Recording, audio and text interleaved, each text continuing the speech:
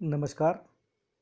मैं Vijay Kumar Jadhav government degree college Khairatabad में हिंदी प्राध्यापक के रूप में कार्यरत हूँ।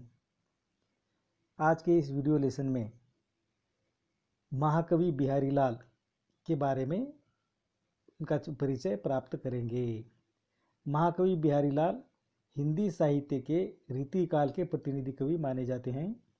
रीतिकालीन काव्य धारा में श्रृंगार की रसधारा अधोपांत प्रवाहित हुई है। यह युग सूरा और सुंदरी का युग था। बिहारी ने भी इस युग का सच्चा प्रतिनिधित्व किया।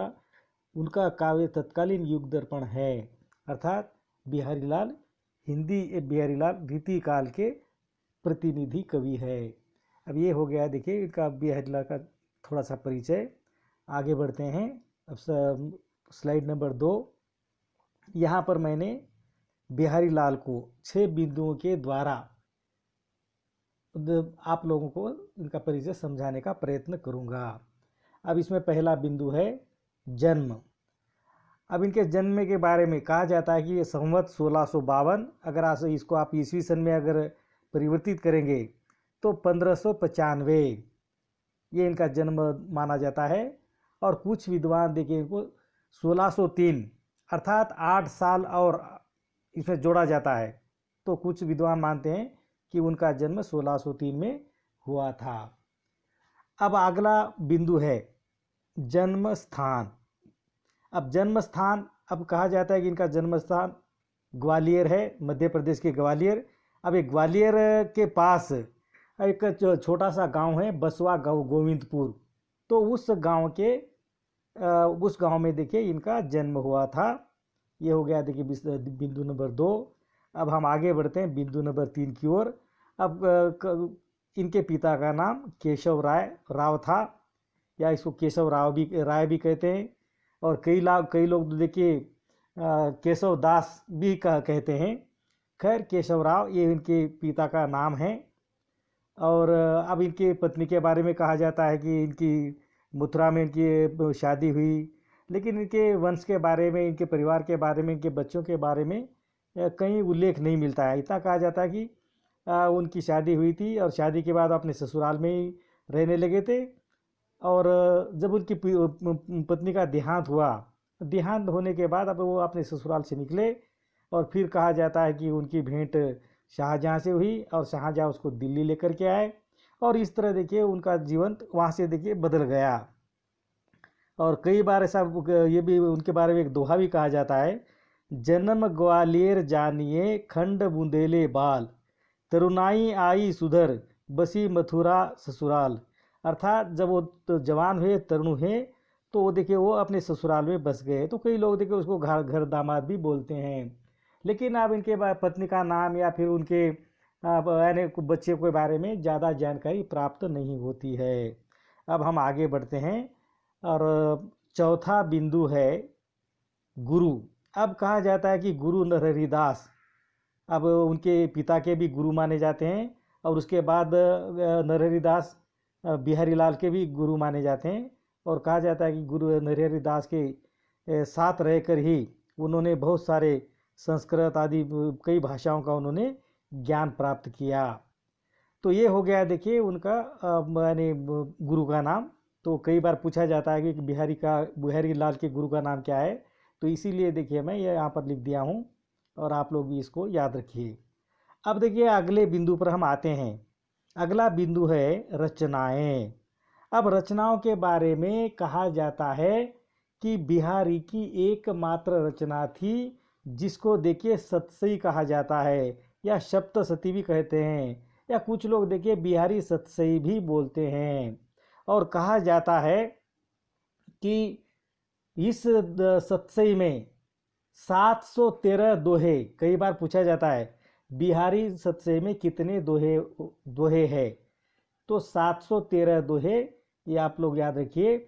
और ये देखिए ब्रज भाषा में, अब देखिए ब्रज भाषा इनकी प्रमुख भाषा थी अपनी रचनाओं के लिए, खास करके बिहारी सतसई ब्रज भाषा में लिखी गई है। और ये जो ब्रज भाषा है वह उत्तर भारत की सर्वमान्य भाषा मानी जाती है। और अब इस तरह देखिए उनके ये जो एकमात्र रचना है, लेकिन कहा जाता है कि एक बार बिहारी ने राजा जय सिंह के पास, यानी कहा जाता है कि शाहजहां ने उसको छात्रवृत्ति की तरह की एक वृत्ति बांध दी थी, एक स्कॉलरशिप की तरह। और फिर देखिए वो आस पड़ोस के देखिए जो भी छोटे छोटे राजा आदि थे उनके पास जाते थे। तो कहा जाता है कि एक बार मिर्ज़ा राजा जय सिंह के पास गए, लेकिन वहाँ पर जाकर पता चला कि मिर्ज़ा राजा जय सिंह हैं वह देखिए अपने नई नवेली दुल्हन के साथ ही ज़्यादा समय बिताते हैं, और इसीलिए देखिए राजकाज का पूरा काम चौपट हो रहा है। और इस तरह की बात जब बिहारी लाल को पता चलती है तो कहा जाता है कि बिहारी लाल ने एक दोहा लिख करके राजा को किसी तरह भिजवाया था। और उस दोहे को मैं यहाँ पर मैं सुनाऊंगा। नहीं पराग नहीं मधुर मधु नहीं विकास यही काल, अली कली सो बिंदो आगे कौन हवाल। तो ये दो पंक्तियाँ लिख करके बिहारी लाल राजा जयसिंह के पास पहुंचाते हैं, और कहा जाता है कि इस दोहे का प्रभाव राजा पर बहुत गहरा असर करता है। और कहा जाता है कि वह अपनी रानी के प्रेम पास को छोड़ करके फिर देखिए अपने कर्तव्य में, यानी फिर से देखिए प्रजा का देखभाल अच्छी तरह करने लग जाते हैं। लेकिन इस दोहे के कारण वो, इस दोहे से वो इतने प्रभावित हो जाते हैं, कहा जाता है कि उन्होंने बिहारी लाल से आग्रह किया कि भाई आप मेरे दरबार में ही रहिए, मेरे यहाँ पर ही रहिए। और उनको ये भी आश्वासन दिया कि भाई मैं आपको हर दोहे के लिए एक सोने की अशर्फी, गोल्ड काइन, तो मैं आपको सोने की अशर्फी भी दूंगा। और इस तरह कहा जाता है कि बिहारी लाल राजा जय सिंह के पास रह करके उन्होंने बहुत सारा धन अर्जन किया और बहुत सारी प्रसिद्धि भी उन्होंने पाई। तो ये हो गया देखिए उनकी रचनाएं, यानी बिहारी सतसई या सतसई उनकी रचना है। और इसमें देखिए 713 दोहे कहे जाते हैं। और ये 700 यानी बिहारी के दोहे के बारे में, या बिहारी के जो रचनाएं हैं उनके बारे में देखिए अलग अलग विद्वान अलग अलग बातों से या अलग अलग उदाहरणों से समझाने का प्रयत्न करते हैं। कुछ विद्वानों के देखिए कुछ बातें मैं आप लोगों के सामने रखूंगा। तो कहा जाता है कि सतसैया के दोहरे जो नाव के तीर, देखन में छोटे लगे घाव करे गंभीर। अर्थात इनके जो दोहे होते हैं दिखने में छोटे होते हैं, लेकिन इनका प्रभाव बहुत ज़्यादा होता है। इसीलिए कई लोग कहते हैं कि बिहारी लाल कम से कम शब्दों में अधिक से अधिक भावों को व्यक्त करते हैं। ध्यान दीजिए, बिहारी के दोहों के बारे में कहा जाता है कि बिहारी लाल कम से कम दोहों में अधिक से अधिक भावों को व्यक्त करते हैं। और हमारे जो जॉर्ज ग्रियर्सन, कहा जाता है कि ये हमारे प्रथम देखिए हिंदी साहित्य के इतिहासकार थे। तो उन्होंने भी जब बिहारी का अध्ययन किया तो कहा जाता है कि बिहारी के दोहों से वो इतने प्रभावित हुए, और कहा जाता है कि उनके मन में से उद्गार निकला कि भाई बिहारी गागर में सागर भरने वाले कवि है। अर्थात इस तरह की देखिए कई बातें बिहारी के बारे में कही जाती है, और इन बातों से ही पता चल जाता है कि बिहारी लाल केवल एकमात्र रचना के कारण ही वह रीति काल के प्रतिनिधि कवि माने जाते हैं। और ये बात हो गई। अब उसके बाद हम आगे बढ़ते हैं, और अंतिम बिंदु है बिहारी का देहावसान या निधन। अब देखिए इनका निधन 1720 संवत 1720, अगर इसको सन में आप परिवर्तित करेंगे तो 1663 में देखिए इनका देहावसान हो गया। लेकिन यहाँ पर देखिए उनके जन्म के बारे में तो थोड़ा सा देखिए वाद विवाद है, लेकिन मृत्यु को लेकर कोई वाद विवाद नहीं है। और 1663 ईस्वी में ही उनका देहांत हो गया था। और ये हो गया देखिए बिहारी लाल का संक्षिप्त परिचय। अब हम आगे देखिए उनके दोहों के बारे में चर्चा करेंगे। अब यहाँ पर देखिए आप बिहारी लाल के दोहे। अब बिहारी लाल के दोहे यहाँ पर पाठ्यक्रम में 10 दोहे दिए गए हैं, और आज हम इन 10 दोहों के बारे में, या इन 10 दोहों की जो व्याख्या या भावार्थ हम लोग करने जा रहे हैं। अब इसमें देखिए पहला दोहा है, ध्यान दीजिए इधर स्क्रीन पर देखिए, सोहत ओढ़े पीतु पटु, यहाँ पर ओढ़े बोल के आया है लेकिन ओढ़े, सोहत ओढ़े पीतु पटु श्याम सलोने गात, मनो नीलमणि शैल पर आतपु प्रयो प्रभात। अब देखिए यहाँ पर ये जो कहा जाता है ना कि वो बहुत बड़े श्रृंगारिक कवि है या फिर बहुत यानी अतिशयोक्ति भी उनके दोहों में मिल जाती है। तो यहाँ पर देखिए बिहारी लाल, श्री कृष्ण का श्याम शरीर अत्यंत सुंदर है, वे अपने शरीर पर पीले वस्त्र पहने इस प्रकार शोभा पा रहे हैं मानो नीलमणि के पर्वत पर प्रातः काल की पीली पीली धूप पड़ रही है। सोहत ओढ़े पीतु पटु श्याम सलोने गात, मनो नीलमणि शैल पर आतपु प्रयो प्रभात। अर्थात ऐसा लग रहा है कि नीलमणि के पर्वत पर प्रातः काल की पीली पीली धूप पड़ रही है। तो ये देखिए उनकी जो अन्योक्ति है या फिर उक्ति है, अब ये बिल्कुल अलग अंदाज है इसका। अब यहाँ पर श्री कृष्ण के श्याम वर्ण के उज्जवल मुख में नीलमणि शैल की और उनके पीले वस्त्रों में प्रातःकालीन धूप की संभावना की गई है। अब देखिए ऐसी संभावना हमें बिहारी के दोहों में ही प्राप्त होती है और इसीलिए कहा जाता है कि बिहारी के दोहरे जो नाव के तीर देखन में छोटे लगे घाव करे गंभीर। अर्थात इनके भाव बहुत गंभीर होते हैं और इस दोहे के माध्यम से भी हमारे सामने अब हमें पता चल रहा है। अब देखिए हम आगे बढ़ते हैं। दूसरा दोहा है, जगतु जनायो जीही सकलु, सोहरी जान्यो नाही, जो आखिनु सब देखिए, आँखी न देखी जाही।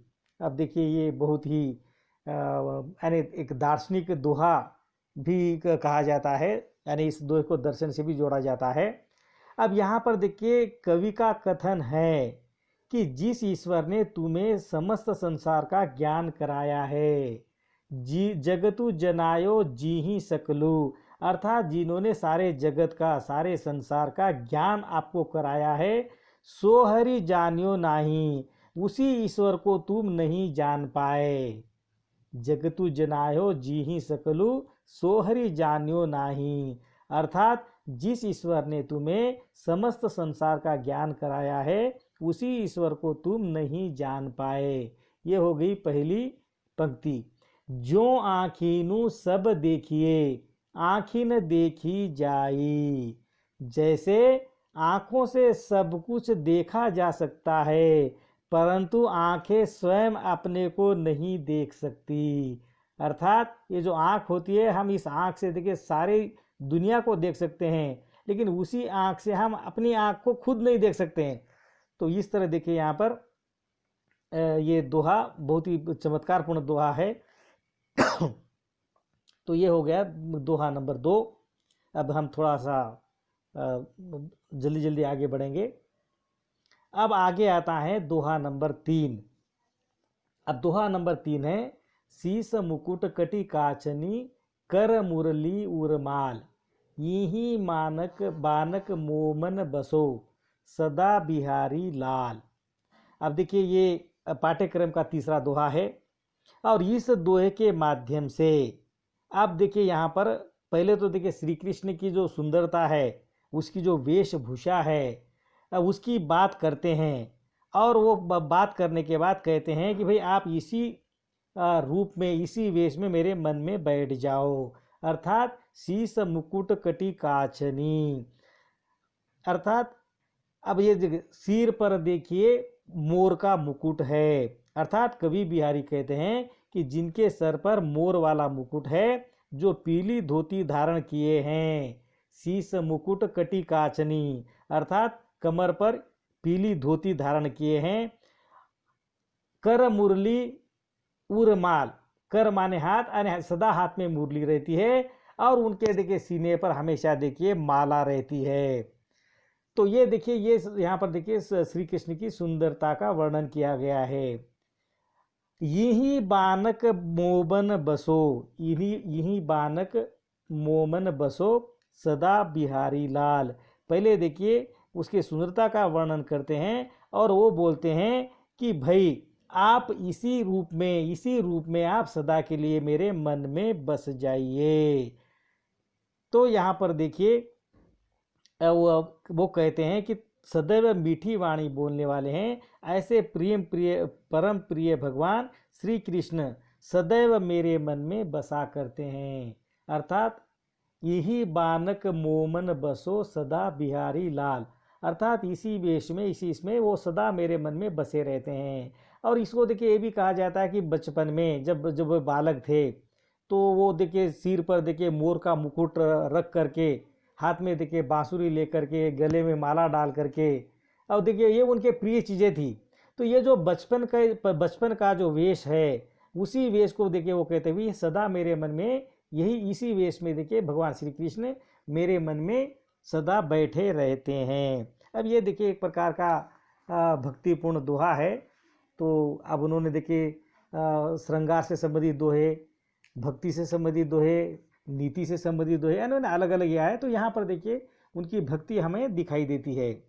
अब हम आगे बढ़ते हैं दोहा नंबर 4। अब दोहा नंबर 4 है, बतरस लालच लाल की मुरली धरी लुकाई, सोह करे भवनु हंसे दैन कहे नटी जाई। अब देखिए ये जो दोहा बहुत ही प्रसिद्ध दोहा माना जाता है बिहारी लाल का।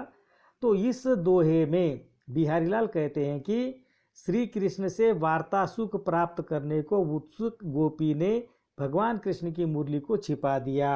बतरस लालच लाल की मुरली धरी लुकाई, अर्थात बतरस लालच यानी बात करने के रस के लालच में, यानी वार्ता सुख के लालच में। अब देखिए ये जो गोपियां हैं, अब यहाँ पर गोपियां भी कह सकते हैं या फिर राधा भी कह सकते हैं। अब कुछ विद्वान देखिए यहाँ पर राधा को बोलते हैं, कुछ विद्वान देखिए गोपियां कहते हैं कि भी गोपियों ने श्री कृष्ण की मुरली को छिपा दिया, क्योंकि अब हमेशा देखिए श्री कृष्ण मुरली बजाते रहते थे। तो ये जो गोपियां हैं या ये राधा है, वो देखिए उनसे बात करना चाहती थी, उनसे बातें सुनना चाहती थी, और इसीलिए देखिए वार्ता सुख के लिए अब देखिए उन्होंने मुरली को उन्होंने छिपा कर रख दी। अब आगे दूसरी पंक्ति में देखिए, सोह करे भौनी हंसे दैन कहे नट जाई।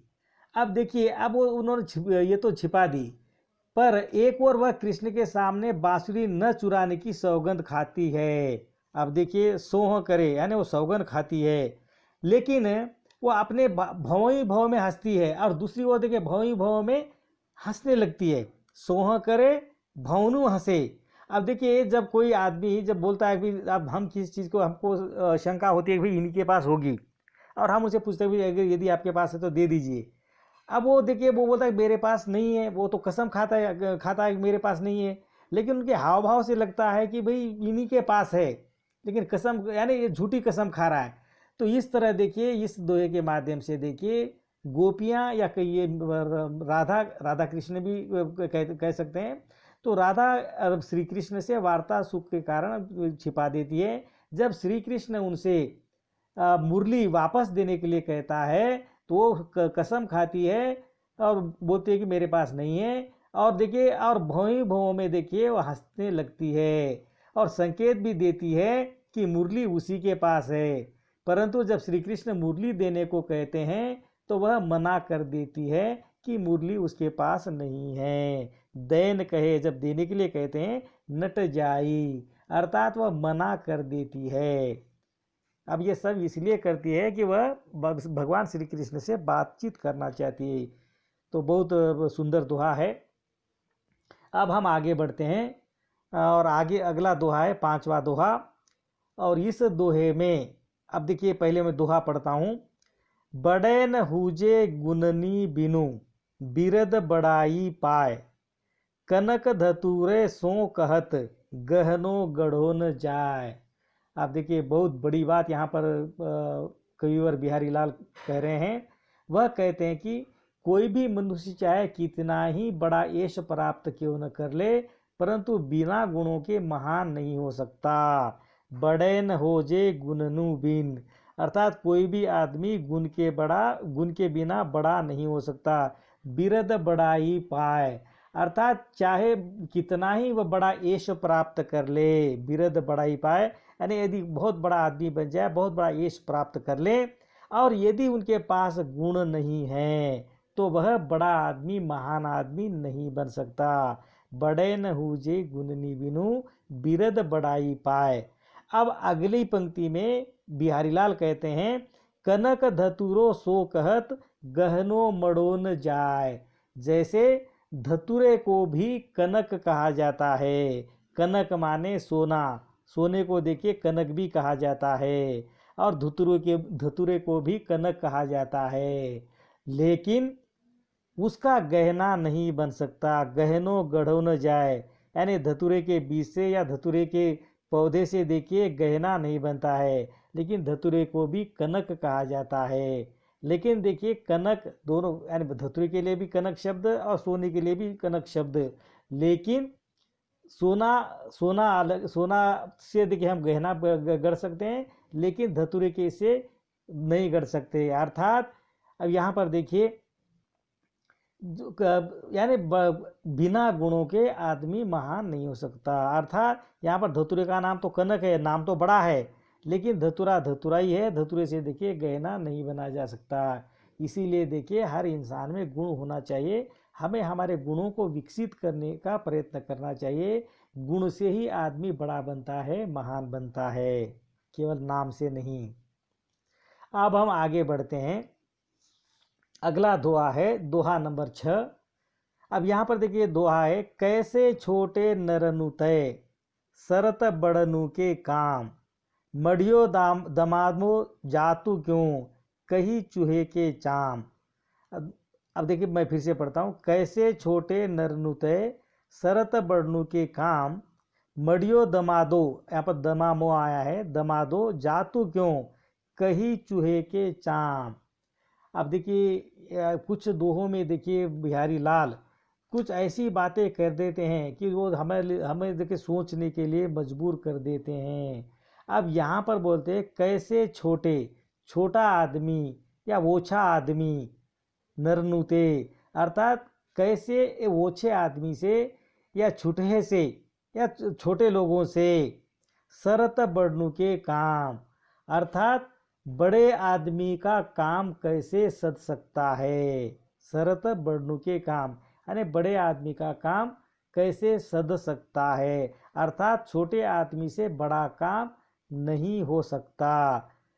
बड़ो दमादो जातु क्यों, कहीं चूहे के चाम। और वो आगे कहते हैं कि कहीं चूहे के चाम से, कहो चूहे के चाम से नगाड़ा कैसे मढ़ा जा सकता है। अर्थात दमादे का मतलब है नगाड़ा या ढोल भी उसको कह सकते हैं। तो वो बोलते हैं भी चूहे के चाम से या चूहे के चमड़े से नगाड़े को देखिए बढ़ा नहीं जा सकता है। उसी तरह देखिए छोटे आदमी से, नीच आदमी से बड़े काम की अपेक्षा नहीं कर सकते, या कभी बड़ा काम नहीं हो सकता है, कभी नहीं।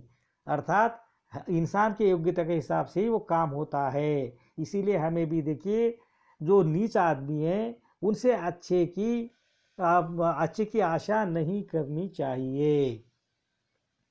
अब अगला है दोहा नंबर 7। अब इस दोहे में देखिए वो कहते हैं, जप माला छापे तिलक, सरैन एको कामु, मन कांचे नाचे वृथा, सांचे रांचे रामू। अब देखिए काम राम इस तरह भी होता है, कुछ कामू रामू भी इस तरह के लिखे जाते हैं। खैर अभी हमारे पाठ्य पुस्तक में तो देखिए कामू लिखा गया है, तो हम उसका ही हम उच्चारण करेंगे। अब इस दोहे के माध्यम से कवि का कथन है कि जप करने, माला फेरने, चंदन का तिलक लगाने आदि बाह्य क्रियाओं से कोई काम पूरा नहीं होता। जप माला छापे तिलक, सरेन एको कामू, अर्थात इन बाह्य आचरणों से सच्ची भक्ति नहीं होती है। अर्थात अगर आप एक भी काम अच्छा नहीं करते हैं, लेकिन हाथ में जप माला है, माथे पर तिलक लगाते हैं और एक भी काम अच्छा नहीं करते हैं, तो आपको देखिए ये भगवान की भक्ति नहीं हो सकती। मन कांचे नाचे वृथा, सांचे रांचे राम। जिनका मन ईश्वर भक्ति करने से कतराता है, अर्थात उसके बोलते हैं मन कांचे, यानी मन कतराना यानी भगवान की भक्ति से मन कतराना, भक्ति करने से देखिए दूर भागना। नाचे वृथा, अर्थात जिनका मन कच्चा है, जिनका मन कतराता है, जो देखिए नाचे यानी ऐसे लोग देखिए वृथा यानी ऐसे लोगों की भक्ति व्यर्थ है, वृथा है। अर्थात भगवान की प्राप्ति किसको होती है? सांचे रांचे राम, अर्थात जो सच्चा है, जो मन का सच्चा है, भगवान उसी से ही प्रसन्न होते हैं। यानी मन का सच्चा होना बहुत जरूरी है यदि आप भगवान को प्राप्त करना चाहते हैं। तो इसीलिए देखिए यहाँ पर बोलते हैं कि भाई ये जो बाह्य जो आप जो एक तरह का देखिए नाटक करते हैं, उसे देखिए भगवान आपको मिलने वाले नहीं है। अर्थात आपका जो बाह्य आचरण है अगर वो सच्चा नहीं है तो आपको भक्ति या फिर भगवान का जो आशीर्वाद है आपको मिलने वाला नहीं है। अन्य सच्चे लोगों को ही राम की प्राप्ति होती है। अब हम अगले दोहे की तरफ बढ़ते हैं और यहाँ पर देखिए दोहा नंबर 8 है। कहत सबय बेंदी दिए, आंकु 10 गुनो होतु, तिये ललार बेंदी दिए, तिये लीलार बेंदी दिए, अनिगिनतु अगिनितु बढ़तु उदोतु। अब देखिए यहाँ पर बहुत अच्छा दोहा है। अब इस दोहे को अगर आप ध्यान से सुनेंगे तो इसका जो चमत्कार है, इसकी जो गहराई है आपको समझ में आएगी। अब यहाँ पर देखिए कहते हैं कहत सबय बेंदी दिए, आंकु 10 गुनो होतु, अर्थात गणित के अनुसार किसी भी संख्या के आगे बिंदी अर्थात शून्य लगाने पर उसका मूल्य 10 गुना बढ़ जाता है। अब देखिए एक के बाद शून्य लगाने से देखिए 10, अब 10 के बाद शून्य लगाने से 100, 100 के बाद एक शून्य लगाने से देखिए 1000, अर्थात 10 गुना देखिए उसको अब उसकी संख्या आगे बढ़ते चले जाती है। यानी उनका जो मूल्य है 10 गुना बढ़ जाते हैं केवल एक बिंदी लगाने से। सर बिंदी 0, तो बिंदी एक बिंदी लगाने से देखिए 10 गुना उस संख्या का मूल्य बढ़ जाता है। अब ये हो गई देखिए ये जो गणित के अनुसार ये बात हो गई।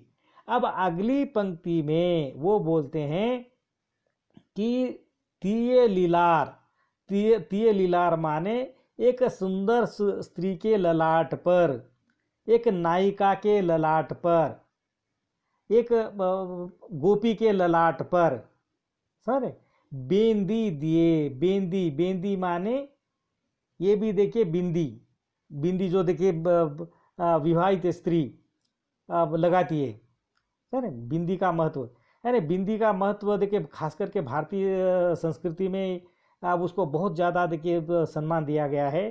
तो बिंदी लगाना ये सौभाग्य की निशानी माना जाता है। लेकिन आजकल तो देखिए जिनका पति की मृत्यु हो जाती है वो भी बिंदी लगाती है और छोटी लड़कियां, कुंवारी लड़कियां भी बिंदी लगाती है। तो ये देखिए एक तरह से देखिए एक आभूषण की तरह भी उसको ये किया जाता है जिससे देखिए सुंदरता बढ़ती है।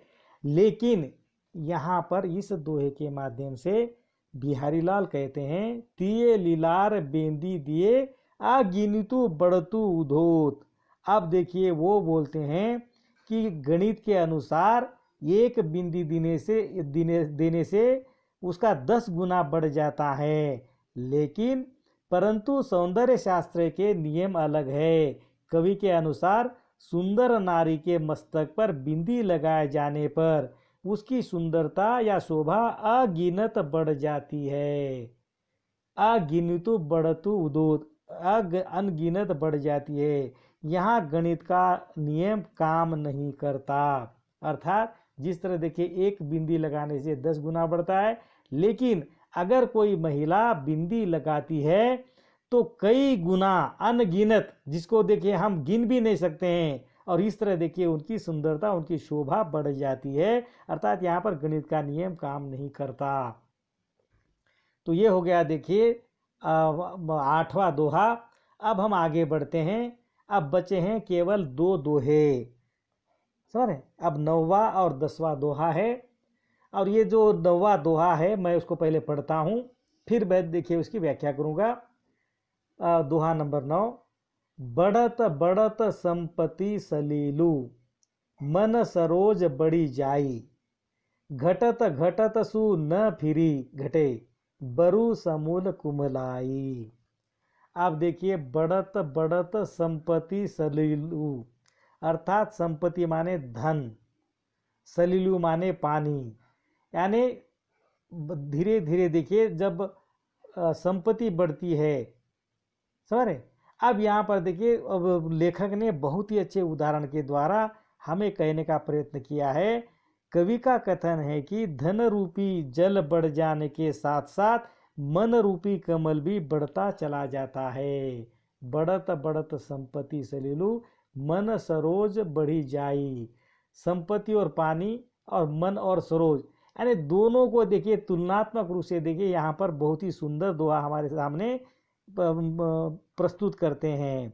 अर्थात धन रूपी जल के बढ़ जाने के साथ साथ मन रूपी कमल भी बढ़ जाता है।